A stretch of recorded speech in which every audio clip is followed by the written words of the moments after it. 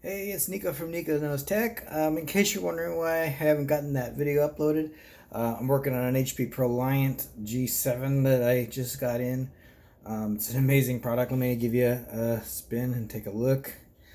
If you look over here, um, this is the riser card that I'm messing with right here, which is going to enable me to put this SSD in. And I just got that finally put together.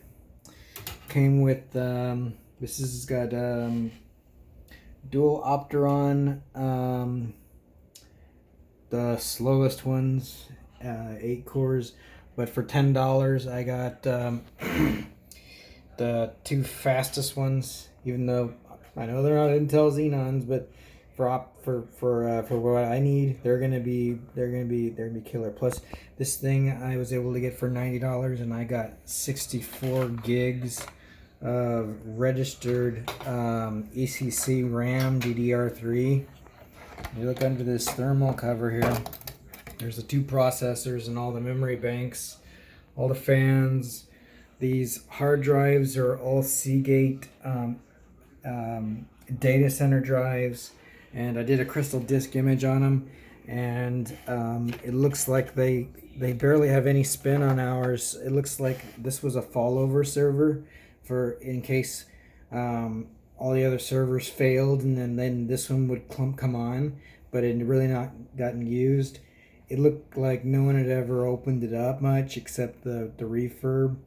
The server screws looked like it had been put in a rack once and then taken off the rack, and that's it. Really amazed. They're 2 terabytes each. I mean, I was on 2 WD Reds that were 4 terabyte. The 4 of them were regular Reds that were 5400 RPM, and then I had 2 Pros. These are all 7200 RPM, so I might switch over to these, at least 2 of them.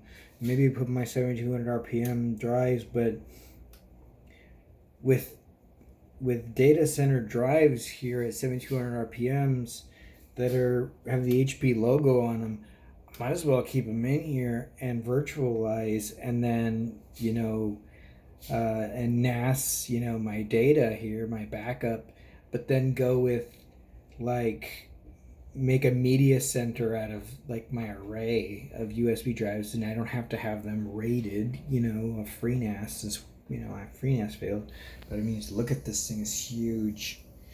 And that piece of sheet metal, I actually got some rails from Home Depot, and I've been cutting metal and spray painting. I got a wall mount. This thing is so big, it's not going to fit in my tower. It's not going to fit in my my rack, which is 19 inches wide, and it's about 20 something inches. This thing is like 36 inches. So I'm going to hang it vertical, and I'm painting everything white. So I'm painting the mounting, spray painting it white. I'm putting that sheet metal. I'm gonna bolt that to some railing, which I'm gonna put on the 2U wall mount, and it's gonna be covering it, so it's gonna look like a white circuit breaker on my wall that's above my rack server, which is gonna have maybe a cable or 2 coming down an inch or 2 above it. So that's how I'm gonna get around that. But I'm still gonna get it. I'm not gonna just upgrade to one of those monstrosity of a rack server when I don't have a place for it.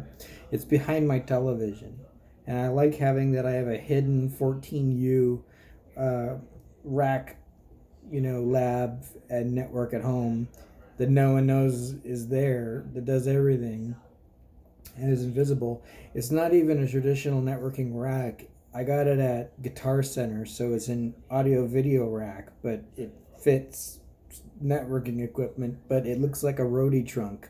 So it's like leather sides and metal, decorative corners and things like that, and it was also cheaper. So anyway, that's what I've been working on, guys. See you soon.